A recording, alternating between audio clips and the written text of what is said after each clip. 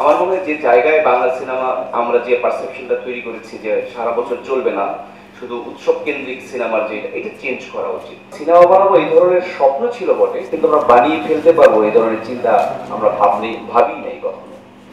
যখন কিনা একটা গল্প আপনার সামনে আসে, যেটা মার্কেজ বলে যে বেঁচে আছি গল্পটা বলবো বলে, তো ওই রকম একটা গল্প যখন আপনার সামনে চলে আসে, স্ট্রাইক করে, তখন আমার মনে হয় এটা ভিজুয়াল হওয়া উচিত, সিনেমা বানানো উচিত।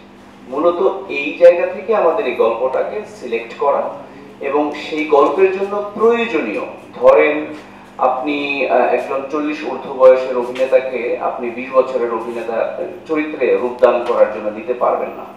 বাংলাদেশে অনেক ছবি হয় ইন্ট্রোডিউসিং, ধরেন নতুন নবাগত নায়ক নায়িকা নিয়ে, এটা সারা পৃথিবীর সিনেমার একটা একটা ধারাবাহিকতা।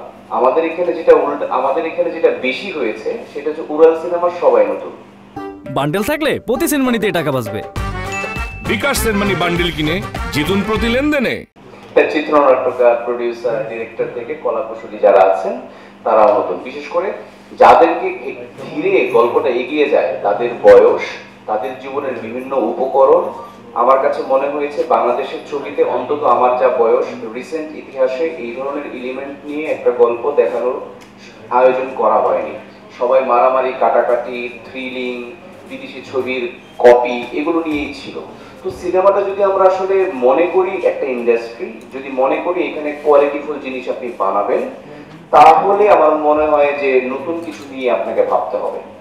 তা আমার ক্ষেত্রে ভাবনাটা ছিল যে যেহেতু আমরা সবাই নতুন এবং এমন একটা গল্প আমরা পেয়েছি, সম্রাট প্রামাণিক আমাদেরকে দিয়েছেন, যে গল্পটা সিনেমা বানালে কে অভিনয় করছে মানুষ ওইদিকে নজর দেবে না, বরং দেখবে যে গল্পটা কত সুন্দর, ইটস নাইস। যেমন ধরুন বিদেশি ছবি আমরা দেখি, কাউকে চিনি না আমরা, মালায়ালাম সিনেমার কথা বললেন, কাউকে চিনেন না কিন্তু আপনি কারো ফ্যান না, কিন্তু আপনি গল্পের ফ্যান।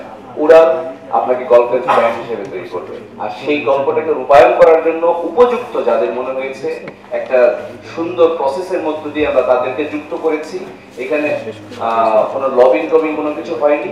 সিনেমার একটা প্রফেশনালিজমের জায়গা থেকে যে যে প্রসেস মানা দরকার, সেই প্রসেস মেনেই আমরা ইন্ডাস্ট্রিতে উড়াল নামে সিনেমা নিয়ে এসেছি।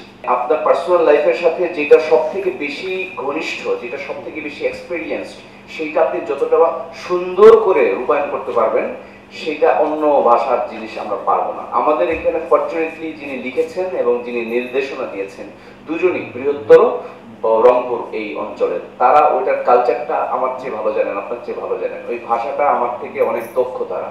আমাদের অভিনেতা অভিনেত্রীদের যেটুকু কষ্ট হয়েছে, তারা আমাদের যে দীর্ঘকাল যে আমরা প্রসেসের মধ্যে ছিলাম, তাদেরকে নিয়ে আমরা রিহার্সাল করেছি, সেগুলো তারা ওভারকাম করে ফেলেছেন, দে ডিড গ্রেট।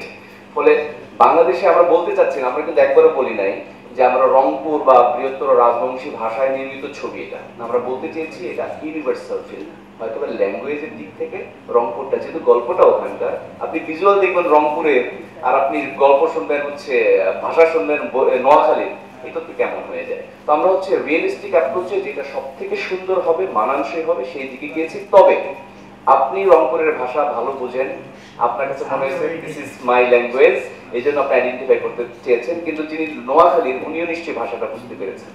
কারণ আমরা ভাষাটার ক্ষেত্রে রিজিড থাকতে চাইনি, আমরা ভাষাটাকে যতখানি দরকার খুলেছি, যতখানি অরিজিনালিটি রাখা দরকার ততখানি রেখেছি।